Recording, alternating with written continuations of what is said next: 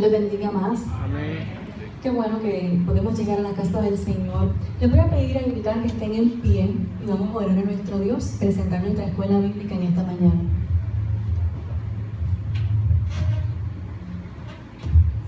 Señor, te damos gracias en esta noche, en esta mañana, bendecimos tu presencia y te damos gracias por todo lo que haces. Te pedimos, Señor, que tomes el control de esta casa, de este lugar, de cada uno de los presentes, y que todo cuanto se haga y se diga exalte tu nombre. Permite que nuestra mente, Señor, esté dispuesta para recibir tu palabra y que la bendición tuya siempre traiga bendición a nuestros corazones. En el nombre de Jesús oramos dándote gracias. Amén. Amén. Bendito Dios. Y hoy comenzamos dentro de la unidad que estamos trabajando del Dios de milagros. Hoy es 1 de mayo y comenzamos un nuevo subtema. El mes pasado estuvimos hablando de Jesús, autor de milagros, y este mes vamos a estar trabajando el tema milagros de vida, porque ciertamente el Señor quiere que nosotros tengamos vida, una vida plena. Amén. Así que hoy pareciera que vamos a dar un repaso, porque nuestra hermana Marta tuvo una excelente predicación el domingo pasado acerca de este milagro, y es el milagro de cuando Jesús sana la hija de Jairo. Pero la palabra es poderosa y tiene tanto para darnos que en esta mañana vamos a recibir otra parte en cuanto a este milagro. Y antes de comenzar, a manera de introducción, es muy normal en nuestra vida que nosotros enfrentemos tribulaciones, pruebas, dificultades, todo aquello que nosotros llamamos o identificamos como adversidad. Y ante las adversidades, no todos reaccionamos de la misma manera, pero en lo que catalogaríamos como lo que es nuestra humanidad, que somos finitos, que nos preocupamos, que nos duele, que somos vulnerables, tenemos diferentes reacciones que a la misma vez son en común en todos los seres humanos. Y si pudiéramos identificar alguna de ellas, ante la adversidad, en ocasiones huimos. Como que, yo no voy a enfrentar esto, salgo corriendo. Ante la adversidad, en ocasiones murmuramos, nos quejamos, esto me pasa a mí, murmuramos. Ante la adversidad, en ocasiones, aunque difícil, esperamos a ver qué pasa, a ver qué sucede. O ante la adversidad, asumimos la postura de enfrentar la situación que se nos está presentando. Y es importante que tú sepas, que tú recuerdes que a pesar de tu humanidad, por eso es que ahí entra esa presencia de Dios, porque no te va a bastar tus propias fuerzas, no te va a bastar tu propia inteligencia, sino que Dios quiere que tú comiences, ¿verdad?, esa relación como hijo de Dios y que actuemos con la sabiduría que Él nos puede dar y que encontramos en su palabra.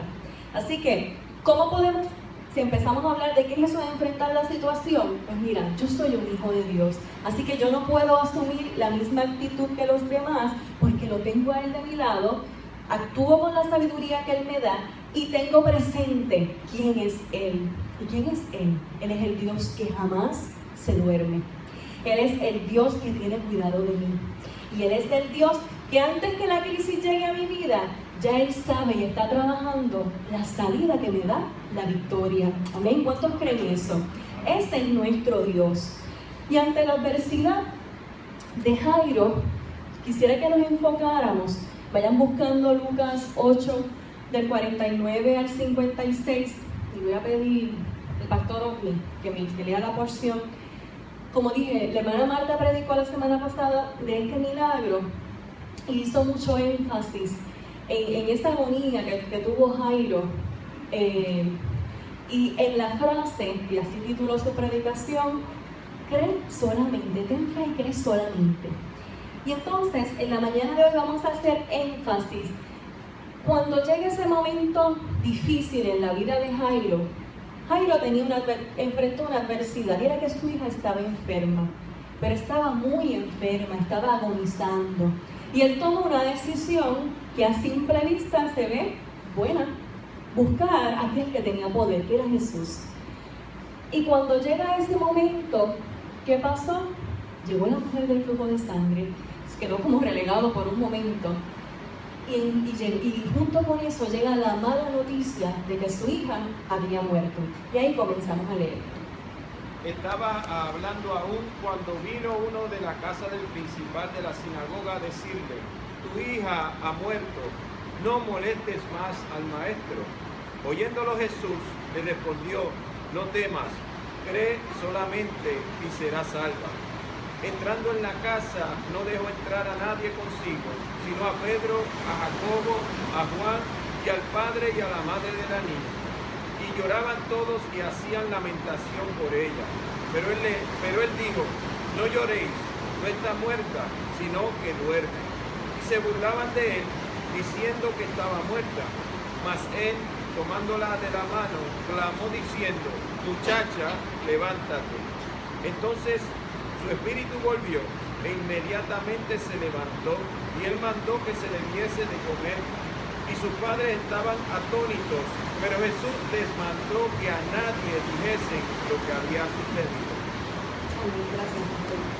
Y entonces, si comenzamos diciendo que este mes vamos a estar hablando de milagros de vida, también te cuento esta mañana que vamos a estar hablando de los milagros en que ocurre una resucitada a una persona. En el caso de hoy es la hija de Jairo. Y para eso vamos a ver qué significa eso de resucitar. Si buscamos el diccionario de la Real Academia, define resucitar como devolver la vida a un muerto, restablecer, renovar, dar nuevo ser a algo o volver a la vida. Teniendo eso en mente, volvemos un poco a eso de la adversidad. Y nosotros le llamaríamos emergencias. Hay momentos en nuestra vida que tenemos emergencias. Desde nuestra perspectiva vienen situaciones como lo que le ocurrió a Jairo. Su hija estaba muriendo y eso es una emergencia.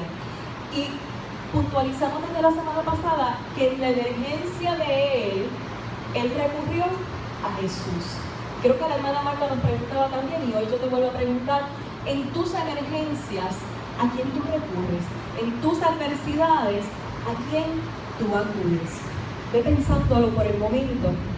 Y continuamos por aquí. Dice, mira, una de las cosas que Jesús quiere decirte hoy, a través de esta clase, es que nuestra emergencia no siempre es su emergencia. Aquello que tú catalogas como que es el fin de tu vida, aquello que tú sientes que es la adversidad más grande que puedes enfrentar, no es su emergencia. Y tú dirás: adiós, pero Él no es el Dios que se preocupa por mí, que sabe tener cuidado de mí. ¿Cómo es que eso que tanto a mí me preocupa no es su emergencia? Y vamos a ver al final de la clase por qué no estamos hablando de la misma emergencia. Para comenzar a explicar esto es entender, como nos ha enseñado nuestro pastor, que no es lo mismo el Cronos que el Kairos. Cuando vemos en el relato de la hija de Jairo, para un padre es una de las cosas más difíciles que le puede ocurrir, más horribles que le puede ocurrir, que tenga un hijo que se esté muriendo. Y la actitud aparente del maestro, porque él le escuchó, no podemos decir que lo trató mal, simplemente que entró una nueva escena porque hubo otra necesidad. Y si uno lo lee a simple vista, uno dirá: ¿será que era más importante? ¿Cómo va a ser más importante si era la vida de la muchacha y la mujer del flujo de sangre, aunque sí tenía una dificultad grave que nuestra hermana Noemi nos enseñó y nos puso en contexto de lo que implicaba? Ella llevaba 12 años y aparentemente el relato no dice que se estaba muriendo, pero la hija de Jairo se estaba muriendo. ¿Cómo es que el Señor se detiene a atender esa necesidad de ella? Y aparentemente, como que relegó, hizo esperar a Jairo. Y si nosotros nos ubicamos en esa escena, y quizás en ocasiones es difícil pensar en algo que no nos ha pasado, pero si nos ubicamos en una situación, en una emergencia de tu vida, en una adversidad que quizás puedas estar pasando en esta mañana o que te ha ocurrido, intenta pensar cómo tú te sientes en ese momento. ¿Qué es lo primero que piensas? ¿Qué emociones sientes? ¿Cuál es tu reacción? Y si nos ponemos en el lugar de Jairo, mira, Jairo era un líder, lo que significa que la gente tenía expectativas de él. No sé si me doy a entender. Si a cualquier persona se le enferma un hijo, la gente va y lo acompaña, pero él era un líder y la gente iba a ver qué él iba a hacer. Y observaron, escuche bien esto, observaron que él no fue a buscar médicos ni nada, fue a qué? A buscar a Jesús. Y aunque nosotros diríamos, wow, muy buena elección, imagínense que usted tenga a su hijo enfermo y usted le dice al esposo, vamos al hospital porque es que mira, está grave, y su esposo le diga, no, voy a ir a la iglesia a orar, o voy a ir a la casa del pastor para que hagamos una oración. Usted va a decir, mira, sí, oramos de camino, pero yo quiero llegar al hospital porque allí es donde le van a dar la ayuda oportuna y necesaria. Y Jairo tenía todas esas presiones encima. Aunque el relato, ¿verdad?, no lo describe tal cual, somos seres humanos y nos ponemos en su lugar. Así que la reacción natural de él fue ir donde Jesús. Y chévere, lo encontró. Y como hemos dicho, le rogó, le planteó su situación. Y entonces llega la mujer del flujo de sangre. Yo me imagino la cara de aquel hombre. Yo me puedo imaginar la angustia cuando usted está desesperado, cuando usted llega al médico, cuando usted llega a sala de emergencia y usted le duele todo, pero resulta que llegó otra persona que supuestamente está más grave. Aunque usted sabe que necesita, usted piensa en su realidad y usted piensa y usted se angustia. Los seres humanos nos angustiamos. Y puse estas imágenes visuales, ¿verdad?, porque nos ayudan a entender, a dimensionar las emociones que nosotros sentimos y cómo nos desesperamos. Pero esta clase no es de la angustia, al contrario. Hoy el Señor te quiere decir, mira, yo no quiero que tú andes angustiado.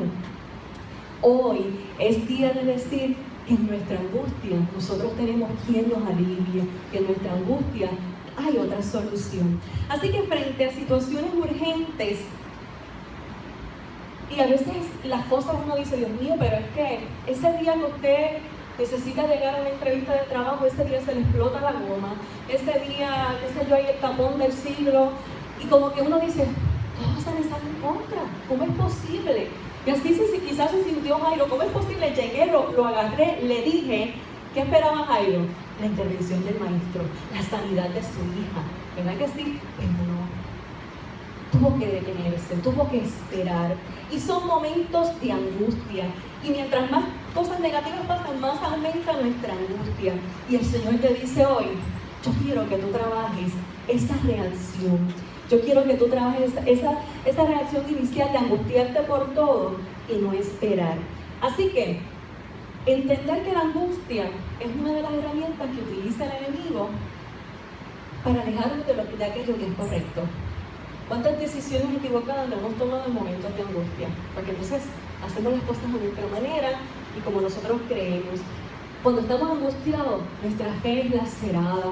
Cuando estamos angustiados, incluso podemos llegar a renegar de Dios o apartarnos de Dios.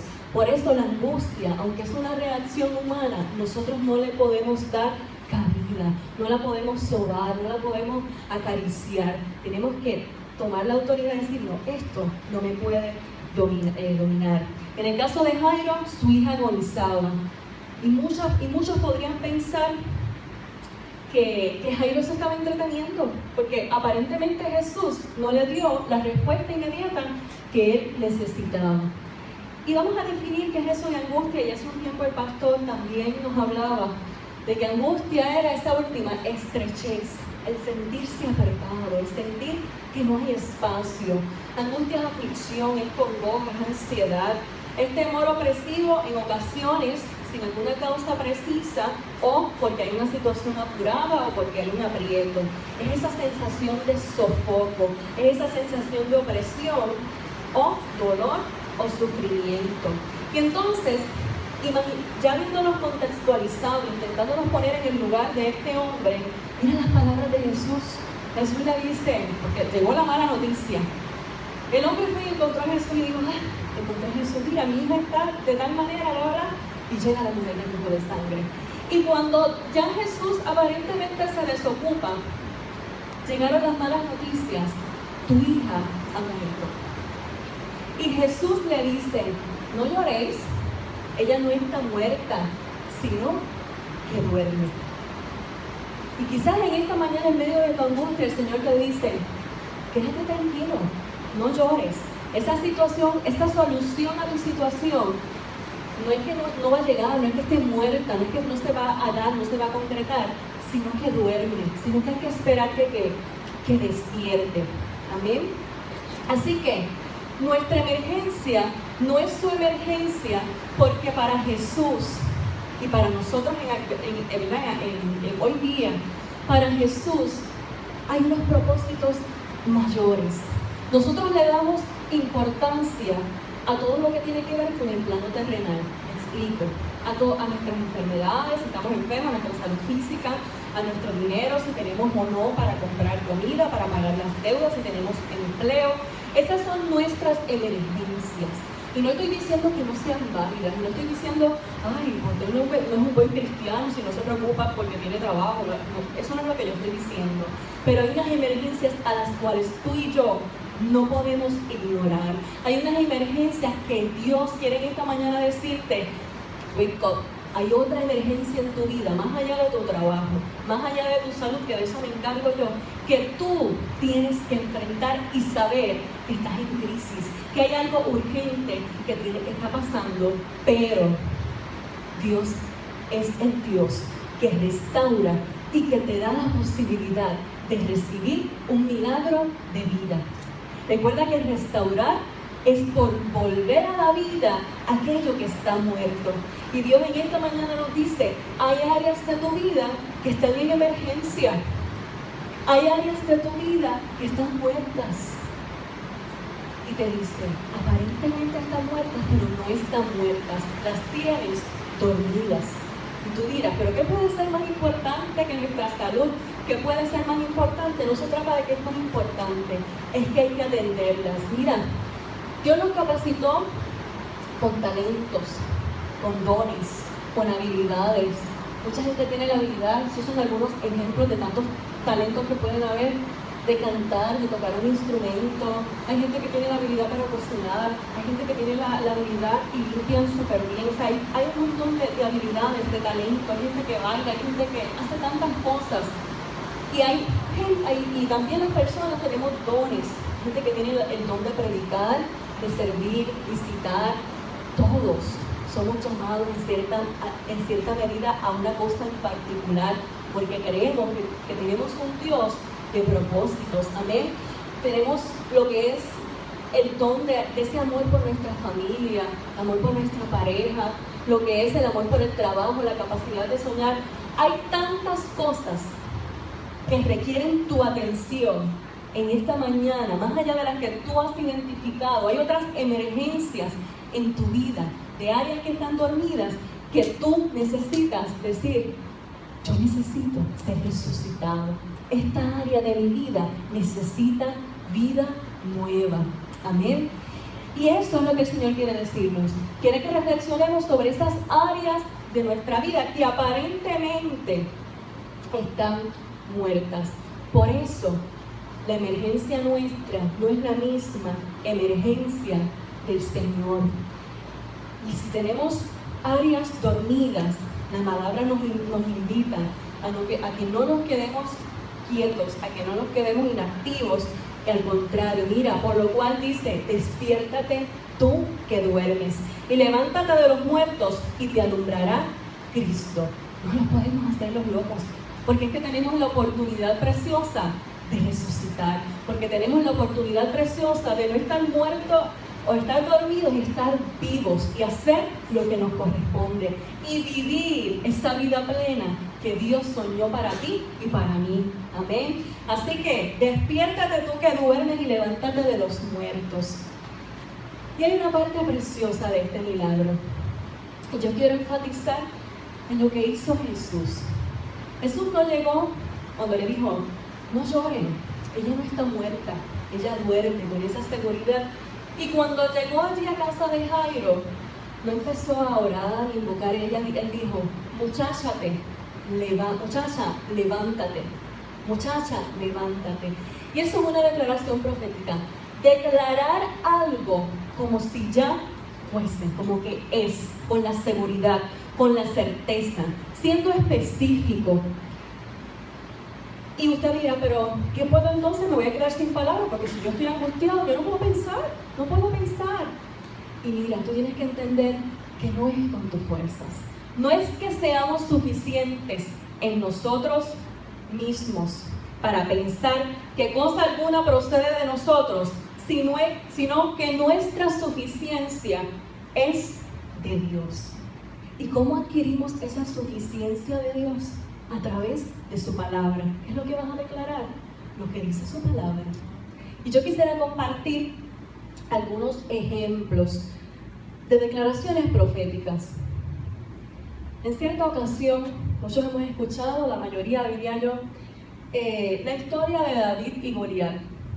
Aquel muchachito, aquel nene para los efectos, tenía la certeza de que Dios lo iba a respaldar. Y escucha sus palabras, no las vamos a aplicar literal, pero escucha estas palabras. Esto es una declaración profética.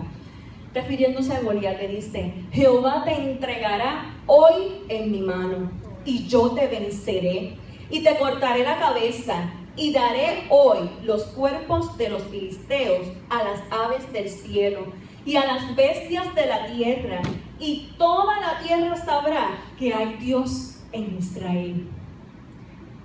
David no dijo: si Dios me ayuda, Señor, si tú me ayudaras a enfrentar a este gigante. No, habló directamente al gigante, se paró firme.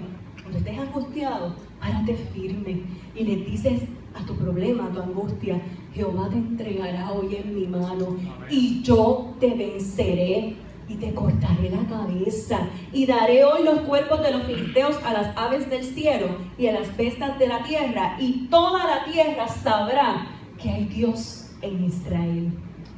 ¿Te atreverás tú a pararte y hablarle así a tus problemas, a tus situaciones? El Señor dice: declara lo que dice mi palabra. Amén. En otra ocasión, uno de los salmistas dice estas palabras preciosas. Mira, cuando estés desvelado, cuando te ataque el insomnio, no te pongas a contar ovejitas ni te pongas a pensar en lo malo que está la cosa. Tú dices: en paz me acostaré. Antes de acostarte, tú dices: hoy en paz me acostaré, y así mismo dormiré en paz, dormiré tranquila, porque solo tú, Jehová, me haces vivir confiado. Y usted se va a dormir. ¿Cuál fue el resultado de David? No se cumplió tal cual él lo declaró, porque declaró basado en la palabra de Dios. Isaías 26:3 dice: tú guardarás en completa paz. Cuando tú te sientas así angustiado, cuando te entre la duda y el temor, Señor, tú me guardarás en completa paz, porque mi pensamiento persevera en ti. Yo confío en ti. Amén. Esas son las declaraciones proféticas que tenemos que hacer sobre aquello que está muerto, sobre aquello que aparentemente está muerto en nuestra vida, sobre aquello que está dormido. El Señor nos ha dado ese poder que no proviene de nosotros, proviene de Él. Así que miren, usted no siga lamentándose, comienza a meterse en la palabra, a declarar todo cuanto ella dice. Otra parte preciosa, otra declaración profética es en el libro de Job. Un hombre que pasó por lo que nadie ha pasado, le pasó de todo, le pasó todo lo que usted no quiere que le pase, pues todo junto. Perdió sus hijos, perdió todo, sus propiedades, su salud. Estaba bien mal. Y él no se puso, claro, sabemos por el libro que él mostró su humanidad, porque no estamos hablando de ser seres superiores, que nada nos afecta y que tenemos una dificultad y no lloramos porque estamos bien. No, es que aunque llorando usted declare esas palabras, pero que las declare, que usted declare vida sobre aquello que está muerto, sobre aquello que duerme. Y Job dijo así: yo sé que mi Redentor vive, y al fin se levantará sobre el polvo, y después de deshecha esta mi piel, en mi carne he de ver a Dios. Eso es una declaración profética. Otra declaración, otro ejemplo de declaración profética es cuando están en Daniel 3:17, cuando está la escena del horno de fuego, y dice así: he aquí nuestro Dios, a quien servimos, puede librarnos del horno de fuego ardiendo, y de tu mano, oh Rey, nos librará. Usted tiene que declarar lo que usted entiende, ¿verdad? Según esos propósitos de Dios, lo que va a pasar. Como les dije, David no se puso a decir, si tú me concedieras, no. Y el Señor me entregará en mis manos, te entregará en mis manos y yo te voy a vencer. Amén. Usted tiene que comenzar a declarar. Y quizás en esta mañana usted dirá, ay, pero el milagro de vida, yo pensaba que le tocaba, o sea, que viene Dios, ¡pum! Y me llegó ese milagro. El milagro nos cuesta, lo tenemos que trabajar, tenemos que hacernos conscientes de que estamos entretenidos en nuestras emergencias, que vuelvo y digo, no significa que no sean válidas, pero hay unas emergencias superiores. ¿Será que hay talentos en ti que están dormidos? ¿Será que hay talentos, habilidades en ti que las tienen ahí porque según tú no es el tiempo, porque hay otros que lo hacen mejor? Y el Señor te dice en esta mañana, no está muerto, está dormido, pero hay poder en mí para restaurarlos. Amén. Que el Señor les bendiga y el Señor les guarde.